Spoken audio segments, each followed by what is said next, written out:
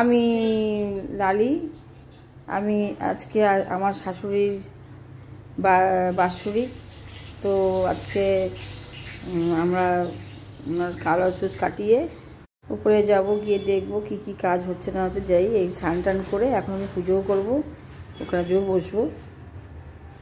আবাচ্চারা এ তস্মৈ সচ্ছাদন সৈ উপকরণ নবমাসিক একদৃষ্ট ভোজ্যায় নম।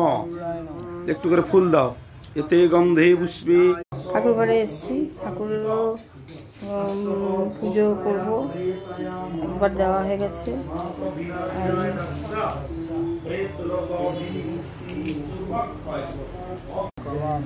এখানটা নারায়ণ পুজো হচ্ছে, গীতা পাঠ হচ্ছে। কাজ হচ্ছে।